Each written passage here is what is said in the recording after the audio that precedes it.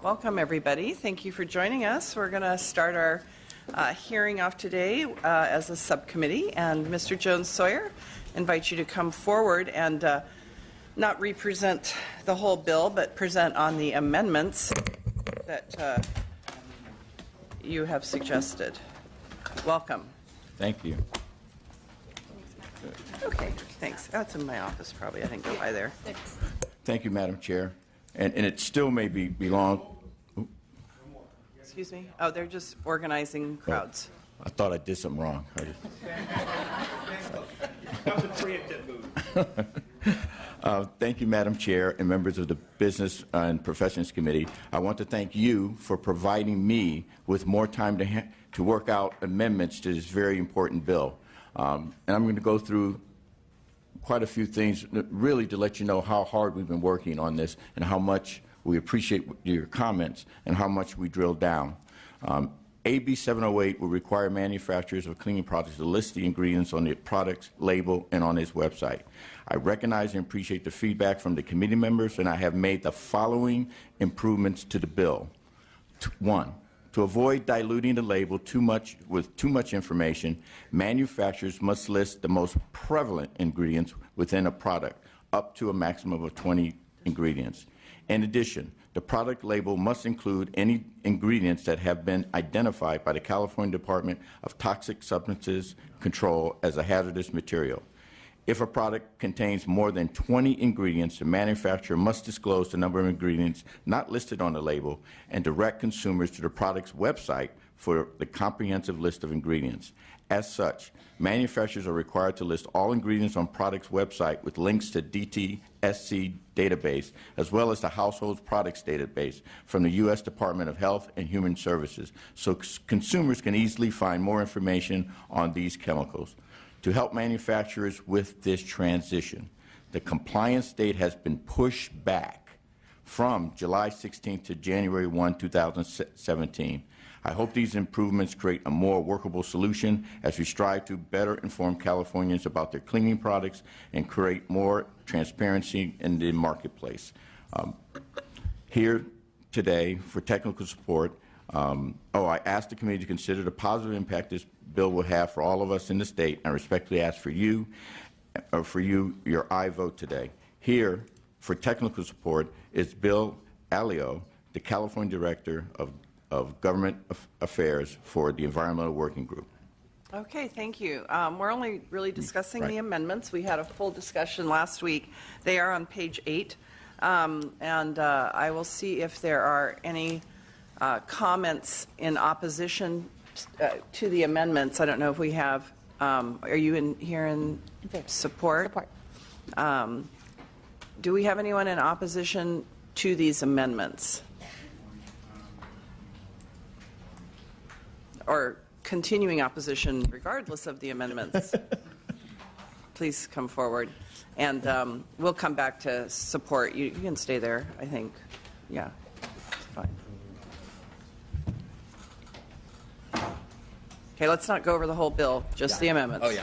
Great. I'll keep it very brief. Anthony Sampson, California Chamber of Commerce. I appreciate the fact that the author has been willing to make some amendments. Unfortunately, we had quite a robust hearing last week about these issues, and we can come here today and have the very same issues with the bill, very same discussions about concerns about overwarning, and then so unfortunately the bill as amended doesn't address any of the concerns we raised, confidential business information, and the laundry list sort of goes on. And so again, we also haven't had the opportunity to meet with the author's office to actually have a stakeholder discussion about these issues. So we remain very much opposed. Okay. And next in opposition? Nicole Quinones on behalf of the Consumer Specialty Products Association and the International Fragrance Association of North America. We are opposed unless amended. We continue to be opposed unless amended. Agree with the opposition. We haven't had an opportunity to meet with the stakeholders and have a robust conversation. Our main concerns remain around CBI, various other things that I won't go back into, but just specific to the amendments made, a new concern that's risen. Basing the on-product labeling on the consumer products safe for or chemical list, that is an evolving list. It's made of 23 authoritative lists by various governments and organizations that are constantly being amended. So requiring businesses to base their on-product labels on a constantly evolving list is going to be costly. They're going to have to continue to reprint their labels. There's also no time frame specified in the bill for how long they have to comply with that. So to reiterate from last week, still oppose unless amended, would appreciate more time to work with stakeholders on this bill and get to a place that does not lead to unintended consequences. Thank you. Thank you. Others in opposition, just state your name and organization, please.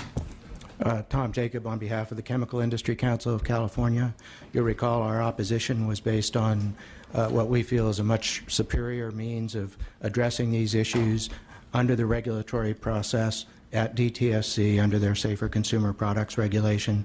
Nothing in these proposed amendments dissuades us from that view. Okay. Thank you. Thank you. Next.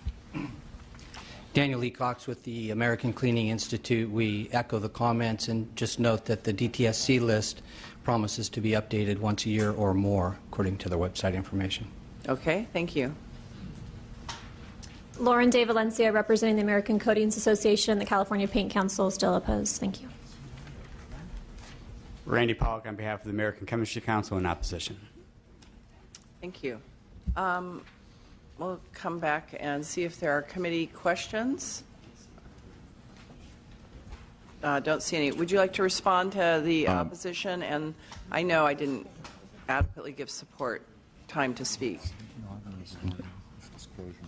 Okay, I just want the committee to know that once we get it out of committee, I will continue to work with all the parties concerned.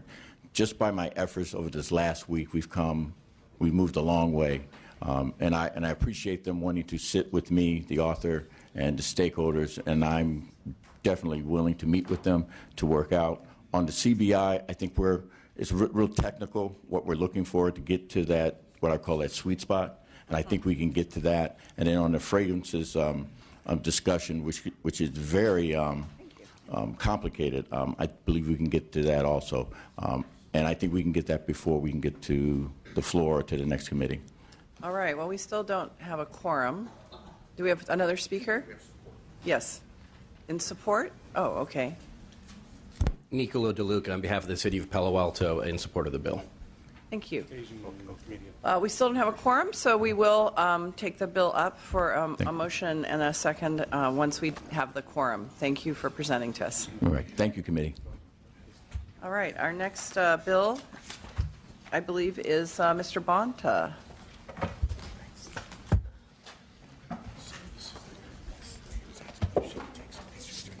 Yes, I'm fine with that. Yeah. And Mr. Jones Sawyer, co-author. Yeah. Great. Welcome. Thank you. Mr. Bonta, AB 34. The Bonta Jones Sawyer yourself. Yes, Bonta Jones Sawyer's AB. Jointly authored bill, Madam Chair, and Mr. Jones Sawyer is going to kick us off. Madam Chair, I would like to state that we have accepted the specific amendments proposed by the committee as authors' amendments. In 1996, California became the first state in the nation to allow the use of medical marijuana after voters approved Proposition 215. Proposition 215 allows seriously and terminally ill patients to legally use marijuana if and only if they have the approval of a licensed physician. However, California has fallen behind the rest of the nation and failed to implement a comprehensive licensing and regulatory structure to ensure patient access and protect our environment, public safety, and public health. Until such a comprehensive state regulatory scheme is enacted, the medical marijuana industry will continue to be stuck in the middle between inconsistent oversight or regulations at the local level and constant federal action despite compliance with local rules. On August 29, 2013, the United States Department of Justice issued a memorandum, the Cole Memo, that updated its guidance to all U.S. attorneys in light of state ballot initiatives to legalize under state law the possession of small amounts of marijuana and provide for the regulation of marijuana production, processing, and sale. In the Cole Memo, The federal government calls for states that have authorized the sale of medical marijuana to enact strong and effective regulatory systems. Additionally, the memo states if state enforcement efforts are not sufficient, robust to protect against harm set forth, the federal government may seek to challenge the regulatory structure itself. To ensure that the state meets these requirements, we must ensure that one entity is ultimately responsible and accountable. That is why we vested the overall authority to the state. AB 34 creates a regulatory system that respects the interests of the local government while still providing a consistent statewide structure. This is a very big legislative proposal, and Assemblymember Bonta and I are very committed to working with stakeholders on any issues that are still outstanding. I respectfully ask for your aye vote. Now my joint author, Assemblymember Bonta, will discuss the specifics of the regulatory structure in AB 34. Thank you, Madam Chair and members, and thank you to my colleague and joint author, Assemblymember Joan Sawyer, for setting up the reasons why we have to create a regulatory framework for medical cannabis. I would also like to thank very much the committee staff for their diligence on this complex issue and being so generous with your time, and for your hard work analyzing this bill in particular. Ms. Linden, thank you very much for your assistance. Because this bill is so complex, with dozens of stakeholder groups throughout the state, we chose for this bill to be author-sponsored, so we could take the feedback and recommendations from all those groups and create more objective legislation for this growing unregulated industry. AB 34 establishes a practical framework derived from this feedback. AB 34 takes a radically simple approach to regulation of medical cannabis. Apply existing regulatory frameworks to this new industry while adapting to the unique and historical circumstances surrounding medical cannabis. To this end, the bill divides the licensing structure among multiple agencies that have expertise in various industries that have similarities to that of medical cannabis, in addition to requiring these agencies to promulgate appropriate regulations for the medical cannabis industry. This is a shared responsibility approach, if you will, as we think the regulatory responsibility is too significant for any one department to hold alone. The licensing requirements ensure that the applicant has been approved first by the local authority to conduct business consistent with relevant local ordinances related to commercial medical cannabis activity. Once an individual has received a stamp of approval from the locals, they next go to the state to register as an applicant. The state checks the validity of the approval documents from the locals and then certifies them to apply for licensure with the appropriate state agency. AB 34 also ensures all licensees and transactions between them are tracked in order to fight illegal diversion of medical cannabis. AB 34 recognizes that for too long, cities and counties have been on the leading edge of crafting medical cannabis policies when faced with murky state law and contradictory federal priorities. That is why this bill respects local decisions on the regulation of medical cannabis, including the decision to outright ban, and incorporates local control throughout the regulatory process, including the issuance, renewal, and suspension of state licenses. Finally, AB 34 establishes robust, comprehensive regulatory standards that will protect California. These include, among others, standards which protect patients, standards that preserve the environment and protect water resources, standards that ensure that workers in the cannabis industry are treated fairly and receive equal protections under the Labor Code.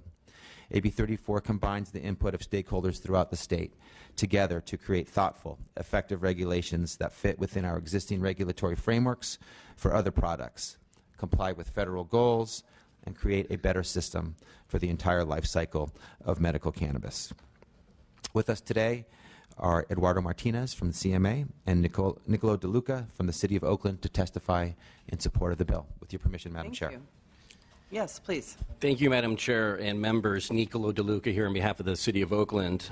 So Oakland is the proud home of multiple dispensaries and manufacturing facilities that are producing high-quality medical cannabis and medical cannabis products to assist some of our most needy residents. Oakland has fully embraced Prop 215 and subsequently SB 420, allowing medical cannabis businesses to operate just like any other business in the city. As a result, the city has benefited greatly from the economic impact these businesses have had, And in fiscal year 2013-2014, the City of Oakland has secured over $3 million in our general fund. AB 34 provides the state of California with a practical framework for establishing regulations for the medical cannabis industry. Can you pull the microphone a little closer? Absolutely. Yeah. AB 34 provides the state of California with a practical framework for establishing regulations for the medical cannabis industry. Not only does it break up the enormous responsibility of regulating this large industry among multiple agencies, it also provides for a strong baseline of patient and environmental protections and standards that should be the minimum criteria for the industry throughout the state. In addition, and very importantly, AB 34 does not preempt cities who have worked very hard, such as Oakland, to support the intent of Proposition 215. Strong statewide regulations are absolutely necessary in order to allow the booming medical cannabis industry to come out of the shadows and operate as legitimate businesses, which help our state's medical patients receive the treatment that they need. I respectfully ask for your aye vote. Thank you. Thank you, Madam Chair. Eduardo Martinez on behalf of the California Medical Association. Pleased to be here in support of AB 34 by Assemblyman Bonta and Joan Sawyer. This is going to be the first bill that CMA has supported that will establish a statewide regulatory structure on medical cannabis, and really want to thank both the authors for the really thoughtful and collaborative approach to this. Generally speaking, our physicians approach recommending medical cannabis with a great deal of caution. There's been several health risks associated with cannabis use, including addiction, short and long-term cognitive effects, and other negative consequences. But despite those risks, medical cannabis has been shown to provide relief to some patients, particularly those suffering from side effects of chemotherapy. CMA believes all physicians should follow the same accepted standard, community standards of care when recommending medical marijuana, the same as they would when recommending or approving any other medication. These standards, which include an appropriate prior exam of the patient, obtaining appropriate consent, and a periodic review of the treatment's efficacy, are important consumer protections that should be enforced. And to the extent that there are physicians not following the accepted standard of care or otherwise recommending marijuana inappropriately, AB 34 prioritizes the enforcement of these cases by the medical board for investigation. And we believe this prioritization will appropriately allow the medical board to thoroughly supervise the recommendations made by physicians to ensure patient protection. Other important protections include strengthening California's bar on the corporate practice of medicine by prohibiting physicians from having financial relationships with medical cannabis dispensaries. And finally, any advertising for physician recommendations would be required to contain a specified notice for consumers about the role of the medical board in disciplining physicians. Obviously, there are a lot of other important issues in this bill that address health, environmental standards, taxation, local control, cultivation. While our members don't have particular subject matter expertise on those issues, we recognize their importance in having a robust statewide regulatory scheme for medical cannabis, and we think the approach contained in AB 34, which builds upon existing regulatory infrastructure of various state departments, is a prudent one that avoids duplication and increases efficiency, and we would ask for your support. Thank you very much. Others in support? Please just state your name and organization. Thank you. Madam Chair and members, Roxanne Gould, representing the American Nurses Association of California, in support. Thank you. Viviana Becerra on behalf of the Sacramento Applied Business Dynamics, in strong support. Thank you. Thank you. Hezekiah Allen on behalf of the Emerald Growers Association, strong support. Thanks. Rich Miller from Health Education and Legal Patients' Rights and American Alliance for Medical Cannabis out of El Dorado County, in support. Kimberly Cargile with the Sacramento chapter of Americans for Safe Access, in support. Thank you.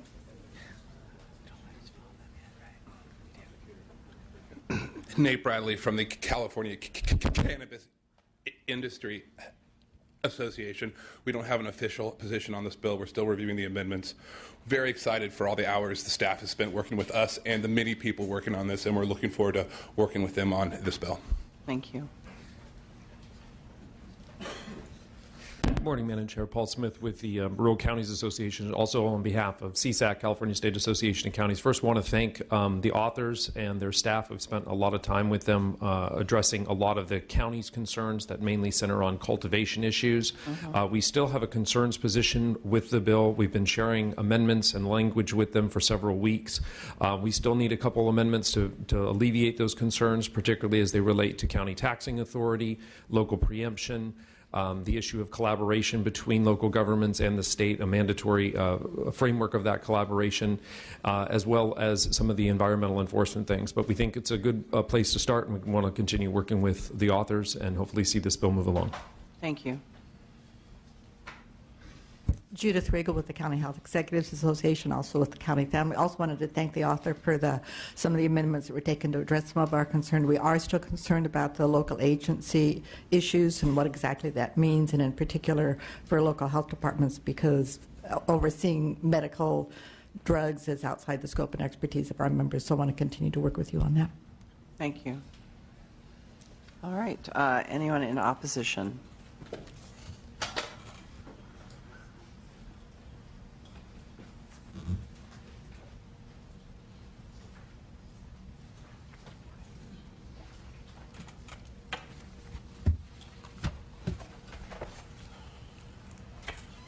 Welcome. Madam Chair and members, Tim Cromartie on behalf of the League of California Cities. We are in opposition to this measure for the reason that it is equivocal on the question of local control. Notwithstanding recent amendments, which in part address cities' concerns, we believe this bill represents fundamentally the wrong approach. To be fair, there is language in the bill referencing cities' municipal land use authority and police power under the Constitution. However, the bill grants the state the exclusive power to license. This means that the state also has the exclusive power to revoke a license. As this relates to businesses that operate within city borders, this flies in the face of municipal sovereignty. Under current law, cities can unilaterally permit, regulate, and revoke marijuana businesses' ability to operate within their jurisdictions. The grant in the bill of the temporary suspension authority is therefore a step backward for local governments. It is going to be contingent upon any conditions placed on it by the Department of Alcoholic Beverage Control, and it can therefore be revoked by that same department. Respectfully, we will oppose any regulatory structure that preempts the power of local ordinances. Locals should be in the primary role to regulate and enforce businesses within their jurisdictions, up to and including suspending their ability to operate unilaterally. AB 34 also contains provisions providing that once licensed, the actions of a licensee are not unlawful under either state law or local ordinances. Now that is classic preemption language. In previous court cases on the same issue, litigating cities, the extent of cities' ability to regulate these precise businesses, courts have found, they have cited, identical language in making a finding that the legislative intent was one of preempting local ordinances. We are therefore opposed to this measure, notwithstanding the recent amendments. Thank you. Next. Great. Good morning, Madam Chair, members of the committee. I'm Tom Sheehy with Greenberg-Traurig, here today representing the California Police Chiefs Association. Cal Chiefs regrets that it must oppose Assembly Bill 34 unless it's amended. Our primary concerns relate to local control and the regulator selected. I would echo Mr. Cromartie's comments and just add a couple more things. The police chiefs absolutely value their partnership with the Department of Alcoholic Beverage Control. However, we just don't think that that's the right entity to regulate a medical product like medical cannabis. We have serious concerns regarding the efficacy of state enforcement by the ABC, and instead we would recommend and advocate for an enforcement structure that puts more emphasis on local enforcement and local control. Furthermore, we do not believe that a state agency with a profound experience in regulating a recreational substance is the right one to regulate a medical product. Selection of an agency such as the Department of Consumer Affairs or the Department of Public Health could be an acceptable alternative, Madam Chair, but we will continue to oppose any measure that places primary regulatory authority with the Department of Alcoholic Beverage Control. Local control must be guaranteed, and it must have absolute protection. We don't believe AB 34 measures up to that yardstick at this point, and we would seek further amendments clarifying that. We believe that AB 34 as currently constructed would in fact erode the authority of cities and counties to prohibit medical marijuana operations in those jurisdictions that would like to do so. As we read AB 34, it acts to undermine the City of Riverside versus Inland Empire Patient Health and Wellness Center court case. That's very, very important to local governments. That decision was a major victory for cities and counties that elected to disallow medical marijuana activities in their communities. We believe that AB 34 would undermine that decision. We appreciate we absolutely appreciate the difficulty that the authors have faced in trying to move forward a regulatory structure for a product that has existed for 20 years in the state, and we applaud the authors' efforts in what is a comprehensive effort to provide a regulatory scheme. We look forward to continuing to work with the authors. There's much in this bill that we like, but unfortunately the things that we don't like are continuing to cause us to oppose this measure. And for the aforementioned reasons, including those of Mr. Cromartie, we would respectfully ask for a no vote this morning, Madam Chair. Thank you. In opposition. Good morning, Madam Chair, members of the committee. Paul Gonzalez, representing the City of Concord. In opposition to the bill, I'd like to align our comments with the League. Thank you. Devin Anderson on behalf of Family Winemakers of California in opposition. Thank you. Anyone else in opposition? Seeing none. Thank you very much, Mr. Bonta and Joan Sawyer, for bringing this measure forward.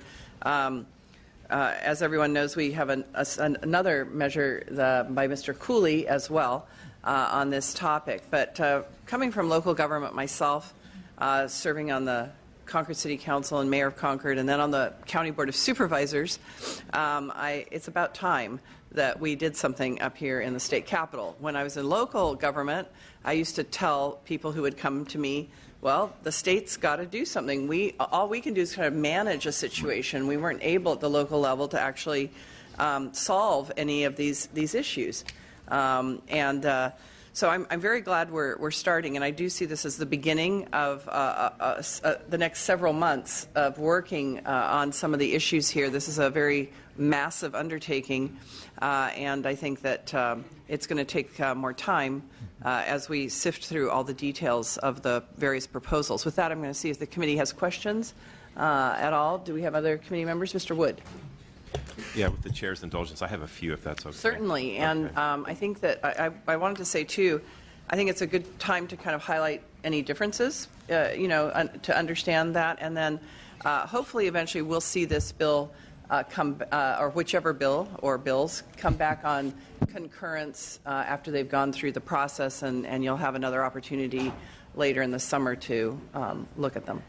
Great. Mr. Wood. Well, first of all, thank you to the authors for bringing this forward. I too, applaud your effort for trying to bring some structure to something that has existed in a murky gray area for nearly 20 years. So my kudos to you for that. I appreciate your concern around local concerns and your desire to protect the sovereignty of cities. But I see that you may have some challenges, and I encourage you to continue to work with the League on that. But I would say, there is no weed fairy or marijuana fairy. You don't go to sleep and magically wake up to find marijuana under your pillow, which is why the environmental concerns are of great concern to me in my district. I'm happy to see that you've included environmental concerns in your bill, but I would say that it's very sparse, and I would like to have the opportunity to help define those issues going forward. I understand also that the constraint and difficulty to fund environmental mitigation, which I think needs to be a critical part of this, and there needs to be a fundamental understanding of the challenges that have happened, specifically on the North Coast around environmental damage. And so resources or revenue that comes from this, I firmly believe needs to go to help environmental mitigation of some of the problems that have arisen on the North Coast, which affect watersheds, endangered species, and endangered forests as well, or damaged forests as well. So my hope also is that there is revenue that will help address trespass grows in the future, which is a huge, huge problem on the North Coast. I do have some concerns about ABC. ABC, my understanding, is a lot about, and I would agree that it is around a recreational substance, alcohol. It is also more based on facilities. In other words, stores where you buy alcohol, bars where you consume alcohol, restaurants where you consume alcohol. So, and it has unfortunately been very, very underfunded over the years. So enforcement is a significant challenge there. So I will note, and I'll do it now because I think as we have the conversation, it's important. Mr. Cooley's bill, when he comes forward, there's an emphasis on working with the Department of Consumer Affairs. And quite frankly, I'm not sure that's the right one as well. When you look at, if you go back and and follow the testimony in the Senate last week, the Senate Business and Professions made it very clear to Senator McGuire that Department of Consumer Affairs was a non-starter, and they went back, and so they encouraged him to go back and look at something else, and he has agreed to do that. So I would say that Mr. Cooley's bill is going to face a similar challenge moving forward, should it be that way. Did they have any suggestions on where they wanted it to go? I don't recall, actually, but there was a pretty strong feeling about that they didn't want it to go to DCA. So I think that taxation is a very important issue. Like it or not, the industry as it exists today has a huge economic impact on the North Coast. As a matter of fact, there are lots of numbers, I've seen this multiple times now, that say that 65% of the production of marijuana that's consumed in the United States comes from 3 counties that I represent in my district. So I have a strong interest in this issue from a taxation perspective. And I firmly believe that as we go forward, that resources need to come back to counties of origin where this is happening because of the impacts economically, environmentally, socially, you name it. There are huge impacts in my district. So I believe it's an important issue, and I hope that you will look to that as well. On the questions of, I have a couple of questions for you. Good. I'm sorry. I'll get off my soapbox now. But I do have questions. So thank you for indulging me, Madam Chair. Okay. Yeah. So I see that you're looking at cultivation of cannabis being regulated as a food crop, or essentially under Department of Food and Ag, not necessarily a food crop, but certainly under that. My question is related to pesticide use. So my understanding from talking to ag commissioners is that there are no pesticides that are approved for cannabis because cannabis is not legal federally. So I'm curious as to how you're going to ultimately deal with that challenge going forward until there's federal regulation around pesticide use and approved pesticides for cannabis. You're going to have a conflict there. So, and I also note in the document as you start out, you're very clear about medical cannabis. You talk about medical cannabis, and then at some point in the document, the word medical disappears, and you just lump everything together, and it's all cannabis now. So I'm very curious as to why the morph, why the change there. What is the intent? Was it always meant to be medical all the way through, or is there something I'm missing throughout that? So those are my 2 questions around pesticide use and then the change from cannabis to medical cannabis. Would the author like to respond? Yes, thank you, Madam Chair, and through the chair to Dr. Wood. Let me take your second question first about the use of the term medical cannabis.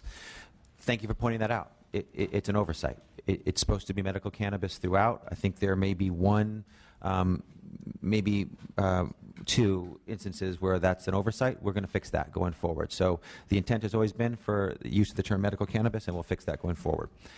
On the issue of the food crop, our understanding is that certain pesticides can be used on cannabis. Under California law, the only pesticide products legal to use on marijuana are those that contain an active ingredient that is exempt from residue tolerance requirements and registered and labeled for a use that is broad enough to include use on marijuana, specifically the broader category of unspecified green plants, or that are exempt from registration requirements as a minimum risk pesticide.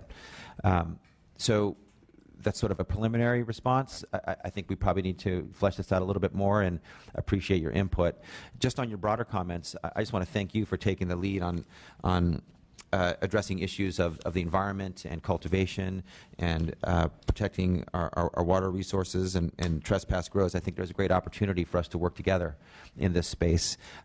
You've really done a deep dive through your bill, and so I think there's an opportunity maybe to join forces down the road, taking the best of your work and some of the preliminary work that we've started. So I invite that and welcome that, and thank you for the work that you've done. Also on the issue of taxation, AB 34 does currently give locals the authority to tax commercial cannabis-related activities. So if you wanted to raise revenue to address the issue of environmental mitigation or perhaps even trespass grows or other issues that are important to your community, as you had stated, then that's very possible under our bill. Do you have a follow-up? Well, just a follow-up. So there really is no, since we have been ground zero essentially, there really is no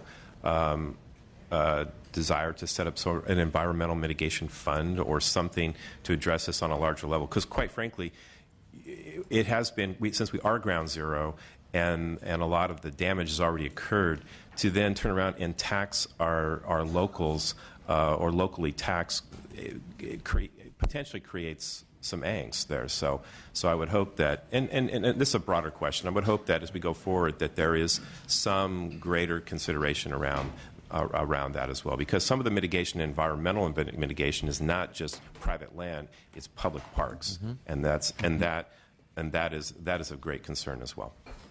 All fair points, Dr. Wood. Look forward to discussing that with you going forward. Thank you very much. Appreciate it.